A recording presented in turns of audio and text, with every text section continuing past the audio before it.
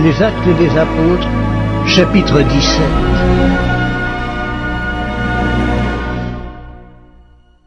Paul et Silas passèrent par Amphipolis et par Apollonie, et ils arrivèrent en Thessalonique, où les Juifs avaient une synagogue.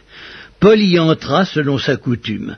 Pendant 3 sabbats, il discuta avec eux d'après les Écritures, expliquant et établissant que le Christ devait souffrir et ressusciter des morts. Et Jésus que je vous annonce, disait-il, c'est lui qui est le Christ.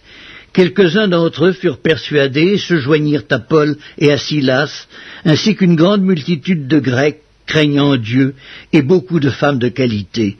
Mais les Juifs, jaloux, prirent avec eux quelques méchants hommes de la populace, provoquèrent des attroupements et répandirent l'agitation dans la ville.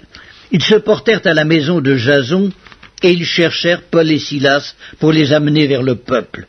Ne les ayant pas trouvés, ils traînèrent Jason et quelques frères devant les magistrats de la ville en criant « Ces gens qui ont bouleversé le monde sont aussi venus ici, et Jason les a reçus. Ils agissent tous contre les édits de César, disant qu'il y a un autre roi, Jésus. » Par ces paroles, ils émurent la foule et les magistrats, qui ne laissèrent aller Jason et les autres qu'après avoir obtenu d'eux une caution.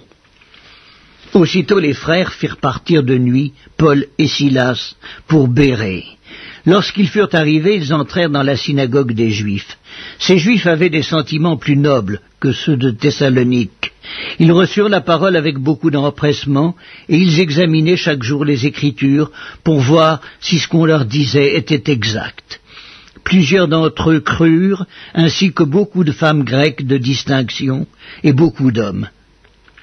Mais quand les Juifs de Thessalonique surent que Paul annonçait aussi à Bérée la parole de Dieu, ils vinrent y agiter la foule. Alors les frères firent aussitôt partir Paul du côté de la mer. Silas et Timothée restèrent à Bérée. Ceux qui accompagnaient Paul le conduisirent jusqu'à Athènes. Puis ils s'en retournèrent, chargés de transmettre à Silas et à Timothée l'ordre de le rejoindre au plus tôt. Comme Paul les attendait à Athènes, il sentait au-dedans de lui son esprit s'irriter à la vue de cette ville pleine d'idoles. Il s'entretenait donc dans la synagogue avec les Juifs et les hommes craignant Dieu, et sur la place publique chaque jour avec ceux qu'il rencontrait. Quelques philosophes épicuriens et stoïciens se mirent à parler avec lui. Et les uns disaient « Que veut dire ce discoureur ?» D'autres, l'entendant annoncer Jésus et la résurrection, disaient « Il semble qu'il annonce des divinités étrangères. » Alors ils le prirent et le menèrent à l'Aréopage en disant « Pourrions-nous savoir quelle est cette nouvelle doctrine que tu enseignes ?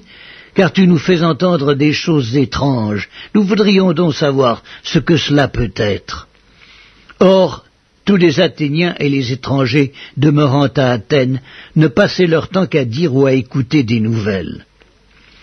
Paul, debout au milieu de l'Aréopage, dit « Hommes athéniens, je vous trouve à tous égards extrêmement religieux, car en parcourant votre ville et en considérant les objets de votre dévotion, j'ai même découvert un autel avec cette inscription « À un Dieu inconnu ». Ce que vous révérez sans le connaître, c'est ce que je vous annonce.